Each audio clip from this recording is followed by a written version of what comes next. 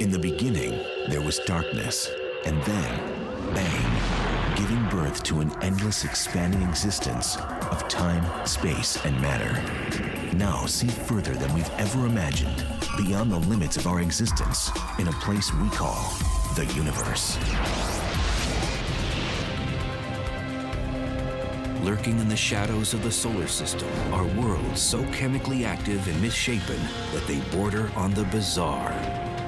I think the most shocking thing was how very different the solar system is. These are the moons surrounding the planets of the solar system. Moons that were once either unknown or considered afterthoughts are now on the cutting edge of astronomical exploration. What was surprising, that they all didn't look like our moon. The so-called minor members of the solar system are not of minor interest. What surprises await us on these alien moons?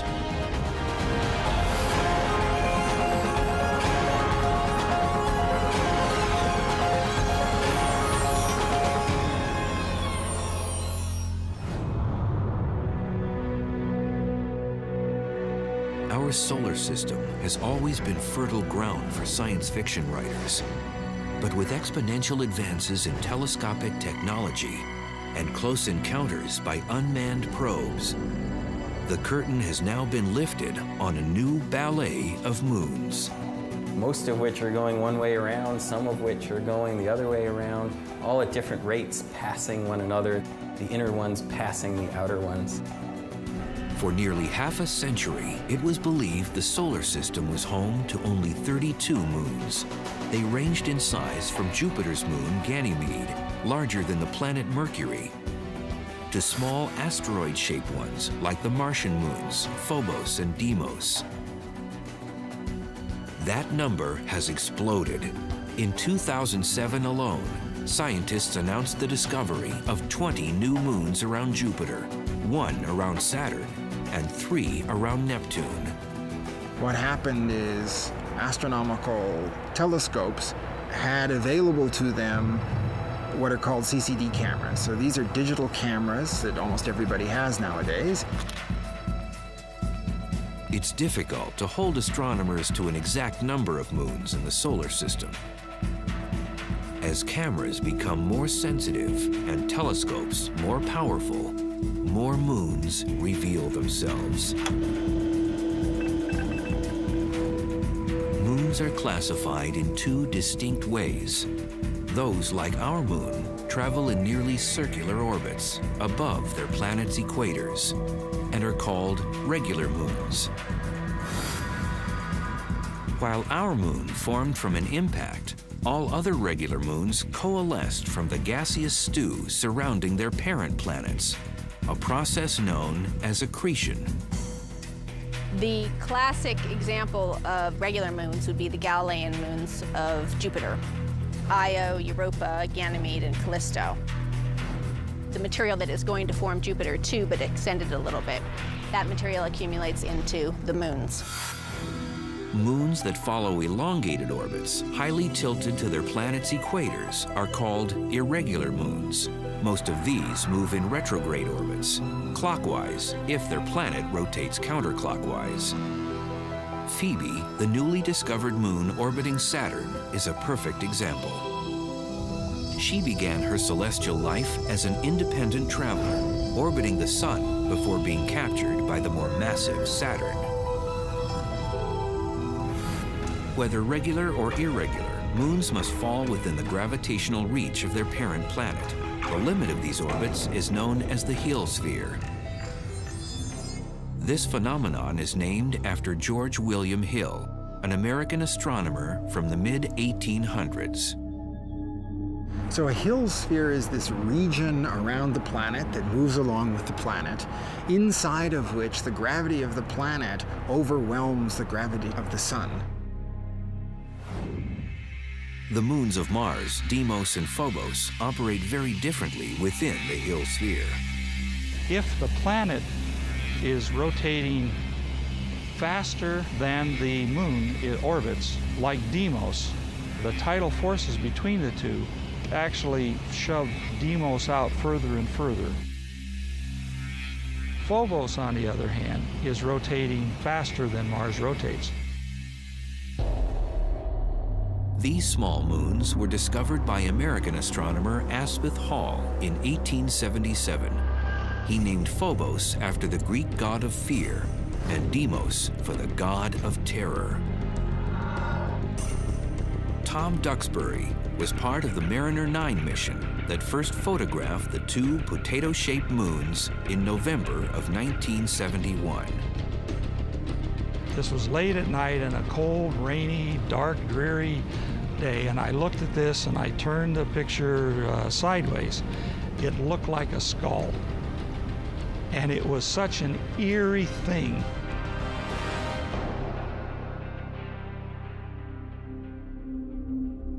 Phobos is in a death spiral. It orbits just 3,700 miles from the Martian surface, closer to its host planet than any moon in our solar system. If our own moon were as close to the Earth as Phobos is to Mars, it would look 20 times larger. Its orbital period would be in hours, not days like it is now, but hours. And at full moon, it would fill the sky. The daily tides, would rise and fall tens of feet, if not hundreds of feet. And so the Earth's moon would eventually crash into the Earth in such a situation. Phobos's predicament is caused by a process known as secular acceleration. As Phobos races faster than Mars rotates, a tidal bump is raised on the Martian surface.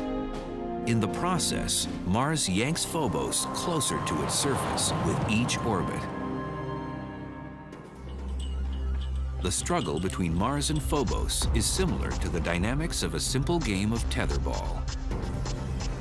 Imagine the ball as the moon, the pole as the planet, and the rope between the pole and the ball as the planet's gravitational pull. What we see is that the gravity would pull the moon in such a way that it speeds up. It goes faster and faster, and it works its way until it eventually hits the pole. That's exactly what's happening to Phobos. Phobos is going around Mars faster than Mars rotates. That tidal interaction is pulling Phobos in closer and closer and speeding it up in its orbit. In about 50 million years, we expect Phobos to be pulled in so closely it will impact Mars and disappear as a moon of Mars. On the other hand, Deimos, the further out moon, is going slower than Mars rotates. And so it's unwinding the string in the opposite way. And what we see is Deimos is going further and further away from Mars. And eventually Deimos will be pulled away from Mars by the gravity of the sun. So over time, Mars will become moonless.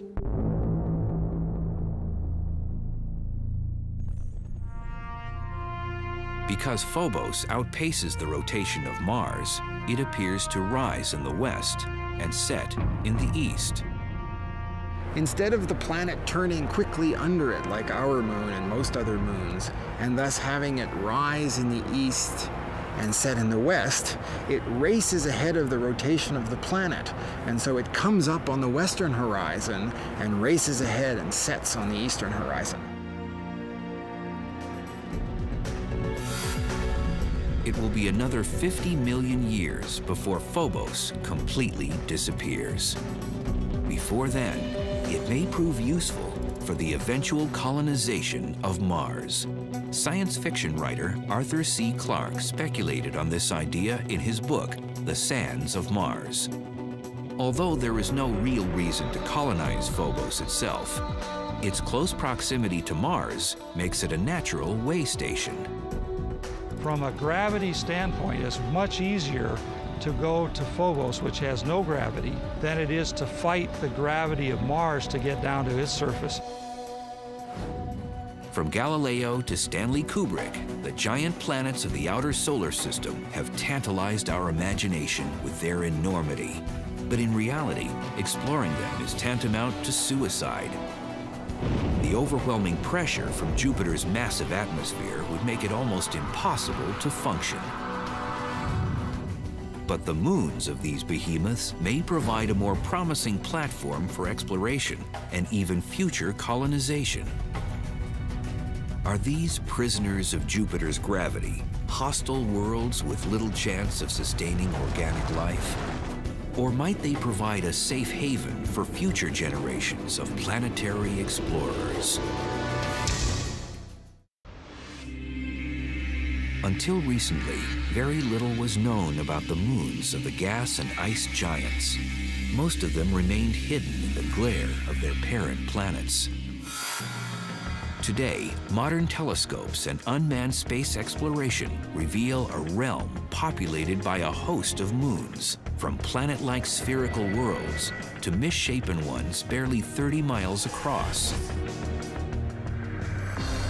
Jupiter, the largest planet in the solar system, is a moon magnet. Nearly 4.5 billion years ago, it began as a massive gas cloud collapsing in on itself. This process, known as accretion, formed the beginnings of the Jovian system. While nearly all the gas and spinning material went into forming Jupiter itself, a very small percentage clumped in small eddies within Jupiter's orbit. These miniature accretions solidified into Jupiter's regular moons, Io, Europa, Ganymede, and Callisto. As Jupiter coalesced, its massive gravity began adding to its menagerie, little remaining bits from the birth of the early solar system. The giant planets formed early in a gas-rich environment when there was lots of little flotsam and jetsam around the solar system still to be captured into orbit. The number of Jupiter's moons ranges from 60 to over 200, depending on who's counting. What's clear is, if you could stand at the edge of Jupiter's gaseous atmosphere and look to the heavens, you'd see a magnificent dance of lunar objects. It would look pretty cool to be able to see the moons. Every so often you'd see Io come by. Every second time Io comes by, you'd see Europa at the same time. And every 4 times Io comes by, you'd see Ganymede. One member of this Jovian cast is so battered by Jupiter's great mass that it's literally bursting from the inside out. In February of 2007, the New Horizons spacecraft, eventually bound for Pluto, focused its cameras on Io. About the size of Earth's moon, it orbits 263,000 miles from Jupiter's surface. What sets Io apart from the other Jovian moons is its spectacular volcanism. New Horizons cameras captured detailed photos of glowing lava scattered across Io's surface. A huge 200-mile-high dust plume rose above the surface of the molten moon. Io, like all Jupiter's regular moons, is named after a lover of the god Jupiter from Roman mythology. It was discovered by Galileo in 1610, first photographed by Pioneer 1 in 1974, and again by Voyager 1 in 1979. Its pulsating activity has puzzled and intrigued scientists for decades. Leaving Io is about a ton per second of material. Every second of every day. It's a phenomenal machine. I would like to go to Io, even though it'd be very dangerous and hot and sulfurous. Io is too small to have maintained a molten core since its formation. Another mysterious process must be responsible for its heating. Io's entire interior may be molten because it's squeezed so much as it's orbiting around Jupiter. This process is known as tidal heating. The massive gravity of Jupiter is causing friction at the inner core of Io. Much like a sculptor needs a cold lump of clay, Jupiter is endlessly creating its own masterpiece. If a moon gets a little bit of tidal heating, it becomes malleable. It can be stretched out like clay. and deformed by the gravity of the parent planet. The surface of the moon is cold. It breaks, like pulling clay apart quickly. It'll break. But the interior, where it's warm, can literally flow and stretch and be kneaded by the gravity of the parent planet. Most regular moons have circular orbits. To produce tidal heating, a moon must be in a more oblong orbit, where the distance from the host planet changes radically during a single revolution. The only way to produce these eccentric orbits is if another moon's gravity disrupts it. When a moon is in an eccentric orbit, a non-round orbit, it gets closer and farther from its parent planet. When it does, it gets squeezed, it gets pulled apart when it's closer. Io is in orbital resonance with its companion moons Europa and Ganymede, while Jupiter and Io struggle to find a synchronistic relationship. Europa and Ganymede are yanking Io in opposite directions. Jupiter yanks back, and Io gets stretched and squeezed in the process. The tidal heating on Io, which is responsible for its prodigious volcanoes, has a secondary side effect. It creates the largest stationary visible object in the solar system, a massive gas cloud 500 times the size of Jupiter. In 1990, Professor Michael Mandillo and his team from Boston University discovered a large gas cloud spanning the huge distance from one side of Jupiter to the other. They were the first to photograph the entire nebula, discover its origins, and the mechanism that keeps it growing. Now, Io is small, so it doesn't have much of an atmosphere. But these volcanoes are continually providing material that could be an atmosphere. But you might ask, well, why doesn't it have a tremendous atmosphere if all the volcanoes have been going on for eons? Well, it's because the material escapes. The key gas is sodium. Even though it only makes up 5% of Io's ejected materials, it's easily detectable by telescopes on Earth. Sodium emits an orange glow. In fact, sodium is commonly used to illuminate streetlights in many cities across the world. The sodium and the other gas molecules are pelted by light from the sun and electrons in Jupiter's powerful magnetic field. Electrons and protons are knocked off some of these particles and ionized. Now in plasma form, these ions are taken on a ride by Jupiter's powerful magnetosphere. Its speed increases dramatically because it's been picked up by the magnetic field. It's like they're taking a ride on a cosmic carousel. The magnetic field lines are the holes here, and then every now and then, a sodium atom gets picked up along with its an electron.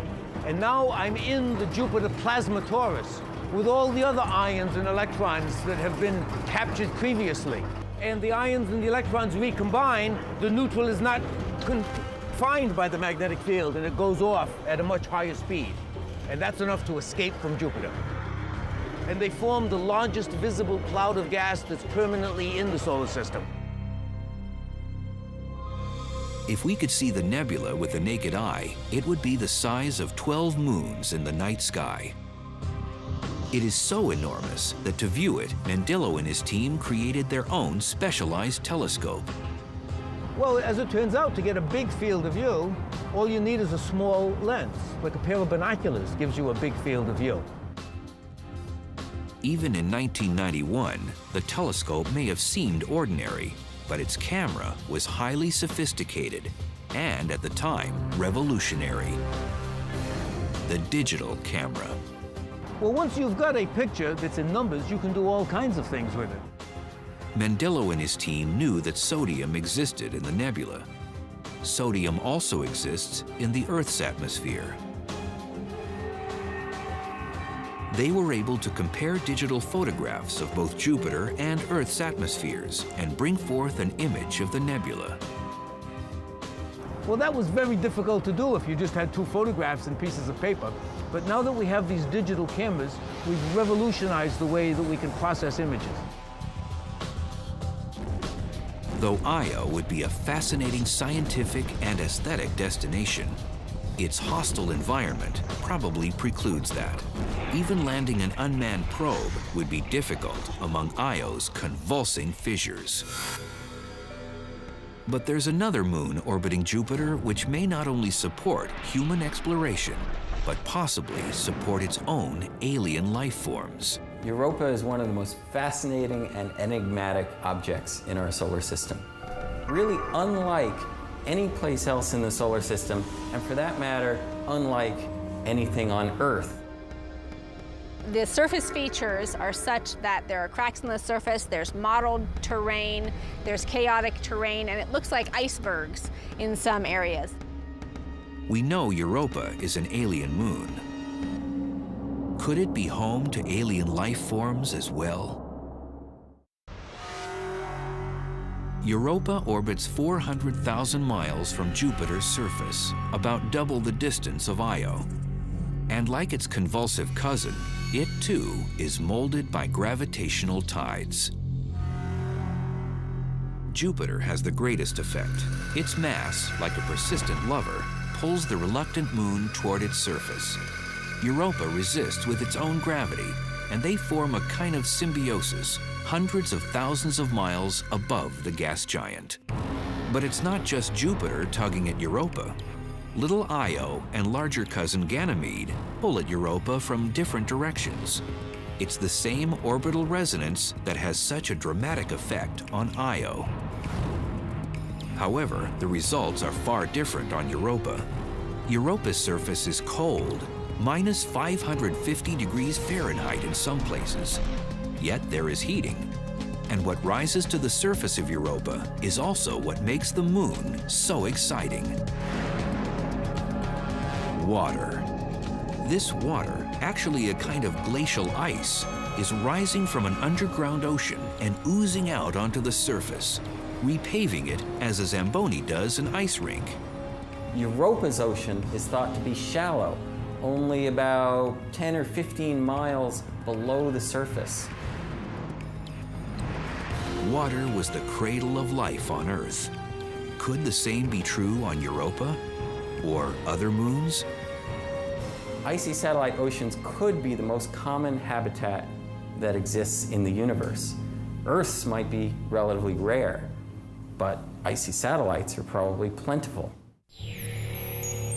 In February of 2007, the New Horizons spacecraft, on its way to Pluto and the outer reaches of the solar system, managed to fly close enough to Europa to send back some startling pictures. Seen only as the sun is rising or setting behind Europa are enormous geological patterns that have been dubbed crop circles.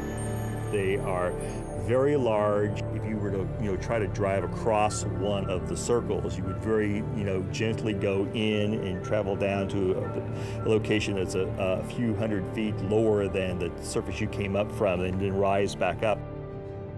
The resemblance of Europa's crop circles to the mysterious ones that dot the countryside here on Earth ends when you consider their size.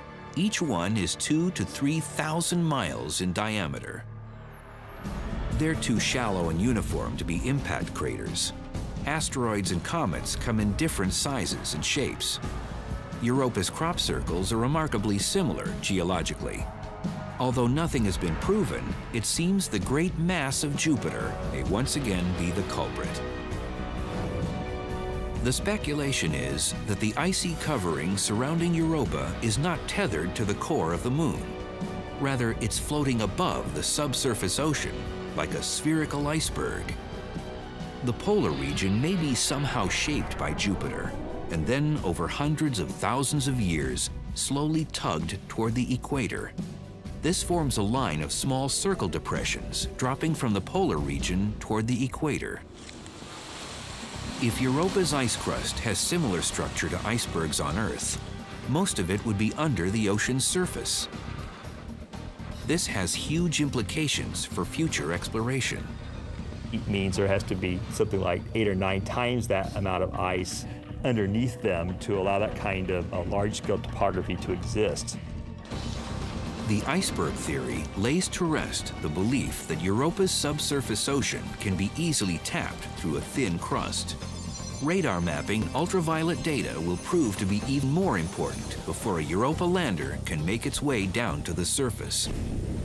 Future explorers will have to search out hotspots and places where this mysterious ocean has welled up through the surface, and from there try to find a way to dip into it.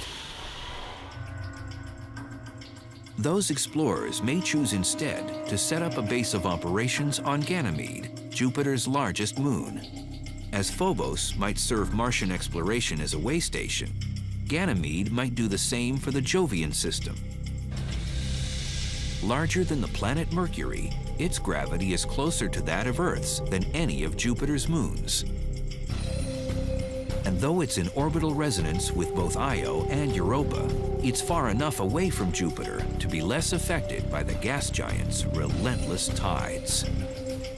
And at Ganymede, you could say, park in some nice big crater and build your domed, protected region, protected from the charged particles in the Jovian system, and make a pretty safe place to study not just Ganymede itself and its magnetic field and its interior and its geology, but the Jupiter system as a whole.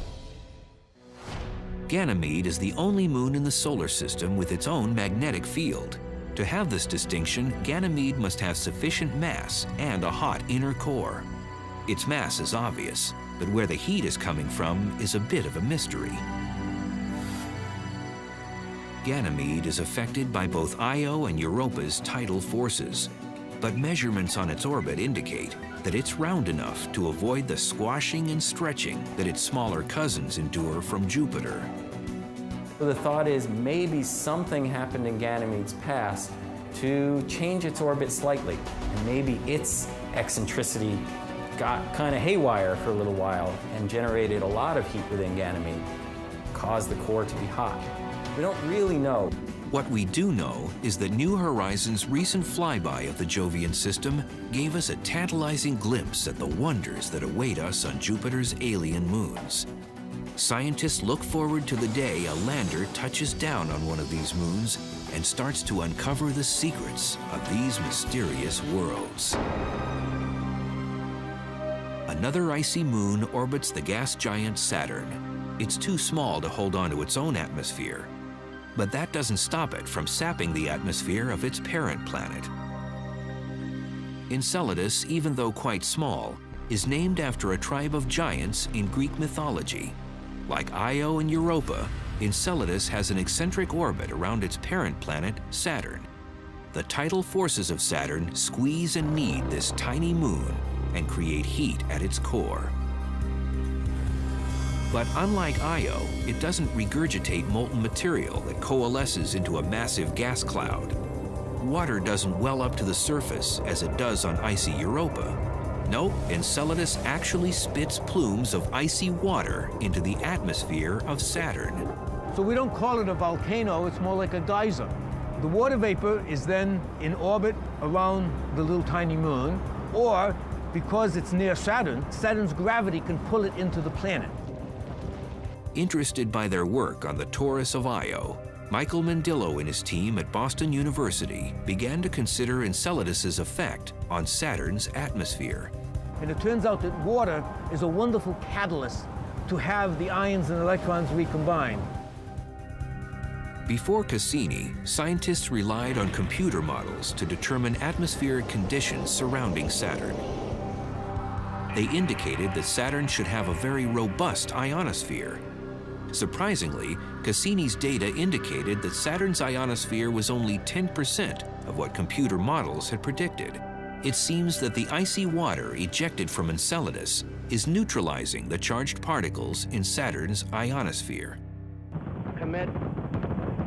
Liftoff. Scientists had learned, quite by accident, the effect water can have on Earth's atmosphere. In 1973, when NASA launched its Skylab workshop, it launched its last gigantic Saturn V rocket, the moon rocket. And it had never had a launch that allowed the space vehicle to keep its engine burning as high as the ionosphere. Well, this gigantic engine dumped a ton per second of water vapor, which comes out of a giant rocket motor, into the ionosphere. And the ionosphere nearly vanished on that day. It blew a gaping hole in Earth's ionosphere, the top layer of the atmosphere. A hole that took the sun's ionizing radiation 24 hours to repair. However, on Saturn, where Enceladus continuously dumps 6 tons of water per minute into its atmosphere, the long-term effects have been significant.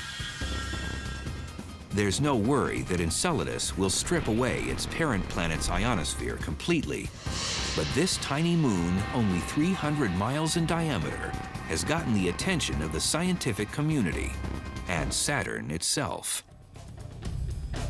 While we prepare probes to Phobos and Europa and study data from Enceladus and Io, an entirely new set of moons has literally just come into the picture. Before the 1990s, most astronomers agreed that there were only 34 moons in the solar system. Most of those were regular moons like our own, spherical bodies that orbit their host planet in the same direction it rotates. But a handful of these satellites were what's known as irregular moons.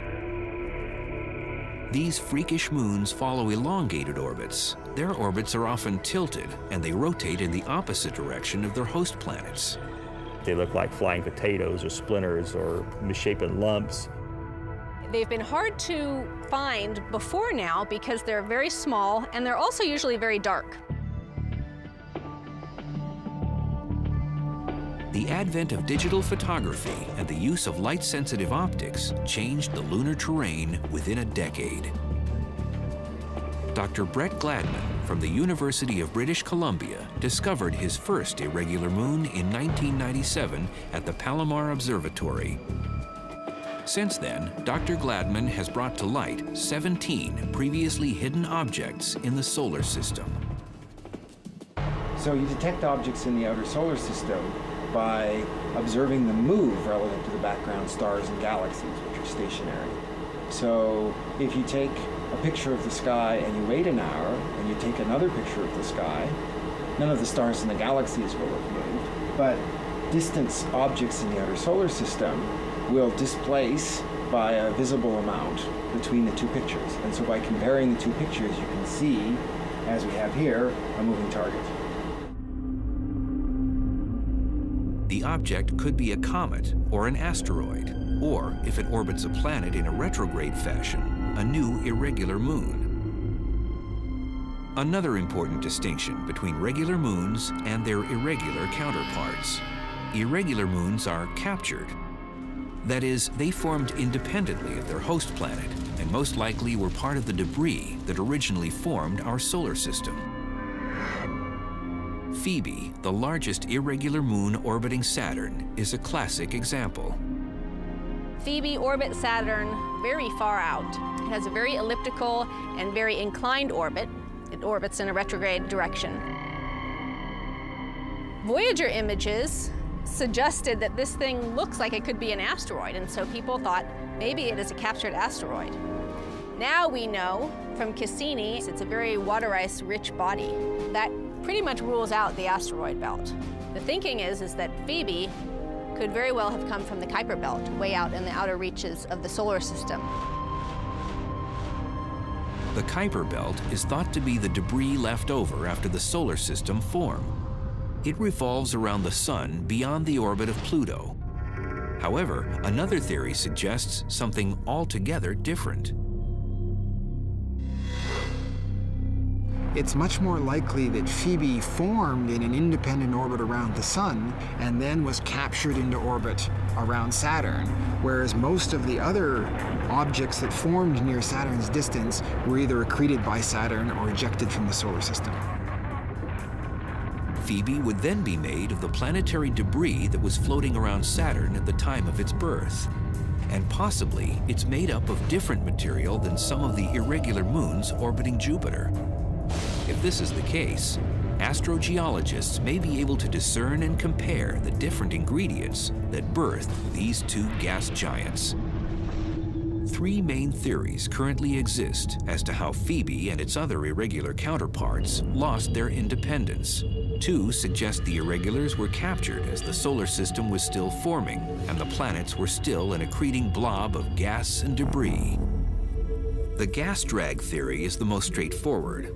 Thick gases were swirling around the accreting planet when a comet, asteroid, or a shattered combination of both passed through the gaseous mixture. We know that the giant planets built their regular satellite systems in a large accretion disk around each of the planets, sort of like a mini little solar system forming around each planet. And the gas and dust that was in that disk can also serve in its outer regions as a source of friction where passing planetesimals formed independently are slowed down a little bit and captured into orbit. The second theory is really a variation on the first. It's sometimes called the pull-down theory. Here, instead of an object being caught by simply passing through the accreting gases, it is unsuspectingly pulled into the forming planet's orbit by its growing gravitational pull. The gas drag and pull-down theories of capture work well for both Jupiter and Saturn because their mixture of ingredients was massive enough to slow down these passing objects. But what about the icy giants, Neptune and Uranus? Because of the extreme cold, they formed much more slowly, and it's difficult to believe that their icy accretion mixture contained enough mass to snare a passing piece of the solar system. Yet both icy giants have their own irregular moons. Hence a third theory, 3-body interaction. You discover that many of the objects are actually more than one object. They're usually 2 objects often, that because they're both more or less the same size as the other in a binary relationship, instead of being a big object with a small object going in orbit around it like this, it's 2 more or less similar sized objects going around a common orbit. Between the 2 of them is called the barycenter. A binary pair exists when 2 objects of the same size are tight enough to the barycenter to prevent a third larger object from splitting them apart. But when one of the binary pair is significantly larger than the other, the more massive third object has a greater chance of separating them. The smaller one will tend to have the much bigger orbit swing out further. This brings the smaller object close enough to the planet to be captured, while its partner is slung out into an independent orbit. One bizarre moon seems to defy classification. Triton orbits Neptune in a retrograde fashion, counter to Neptune's rotation. That would make it an irregular moon, except that it's spherical and orbits close to the equator, with an almost perfectly round circumference, a classical description of a regular moon. It also spews out mysterious icy plumes, with some indications that it once was, or possibly still is, volcanically active. Before Voyager 2 ventured into the outer solar system, Neptune's moon Triton was assumed to be a geologically dead ball of rock about the size of our own moon. When Voyager beamed back photographs revealing a world with mountains, fault lines, and fissures indicative of tectonic movement, as well as a surprisingly thick atmosphere, scientists were amazed. Geologic forces, usually associated with much warmer and larger planets, might be occurring on a frozen moon slightly smaller than our own. Voyager detected no active volcanoes in 1989. However, like Saturn's moon Enceladus, geysers periodically erupted from the planet's surface. What's really stunning about Triton is not just that it has some unique geological processes occurring, but the fact that they're happening even though Triton is an irregular moon. Most large moons in the solar system are regular satellites, with the very important exception of Triton, Neptune's largest moon, which orbits the wrong way. So Triton is thought to have been a captured object. A captured moon that acts like a regular one. How did an object the size of Triton slow down enough not to either pass through Neptune's atmosphere or collide directly into the icy planet?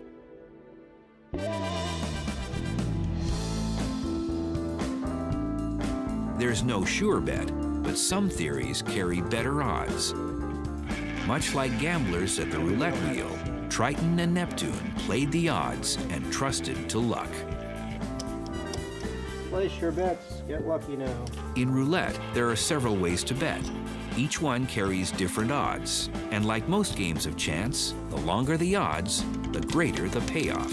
20 black even. There are at least 3 possible ways Triton could have been captured by Neptune.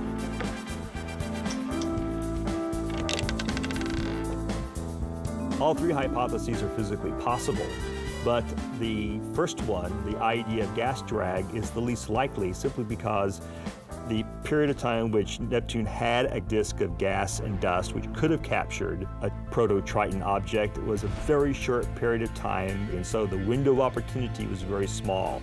So that's like betting on the green 0 on the roulette table. More likely is the possibility that the proto-Triton sometime in solar system history crashed into a set of regular middle-sized icy satellites, and it was the collision which gave us Triton.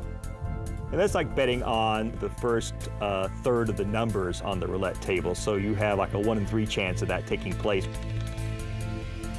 Your best bet is to bet on the even numbers. There you have a 1 in 2 chance of things happening, and the best bet for the capture of Triton right now is this binary capture hypothesis, because there we know there are probably thousands of objects that have existed in the Kuiper belt that would have the right size and be partnered with another even larger object, and Neptune could capture one of them. No one knows for sure which number paid in the early days of the solar system when Neptune captured Triton. However, once Triton began orbiting Neptune in an irregular fashion, it started obliterating anything that got in its way. Neptune doesn't have a very regular system of satellites. It's thought that the capture of Triton disrupted what would have otherwise been a nice regular system like the other large planets have. It's as if Triton was angry at losing its freedom and took it out on Neptune's other hapless moons. But where did this headstrong moon come from? Data from Voyager 2 indicates that Triton's density nearly matches Pluto's. This suggests a kinship that no other regular moon can claim. It's suspected that Pluto and Triton are both objects that originated in the Kuiper belt. The outer solar system consisted of these large objects going every which way, essentially. Some of them formed the giant planets themselves, and some of them were tossed out further, where they sit today in the Kuiper belt. Collisions, accretions, and even captures have diminished what was once a major thoroughfare of planetary building materials. Early in solar system history, the Kuiper belt had far more larger objects that may have once had a cumulative mass of 50 Earths, whereas the current Kuiper belt mass is much less than 1 Earth. What's left of the Kuiper belt is as old as the solar system itself. The material that makes up the binary objects, shards of collisions, and even some alien moons hasn't changed in over 4 billion years. It's amazing how really different all the moons of the outer solar system are. When I first got interested in astronomy as a kid in the 1960s, we hadn't seen any of these moons. They were little dots in your telescope, and so we had no idea how radically different they could be. I think the most shocking thing was how much variety there is in the solar system. I think that blew me and everybody else away who lived through that period. As we travel back home from the frigid outskirts of our solar system, awed by the vastness of the universe and the majesty of the planets, it's worth it to pause and take notice of the small worlds in the shadows. Those alien moons that were once considered afterthoughts hold mysteries just waiting for human curiosity to solve.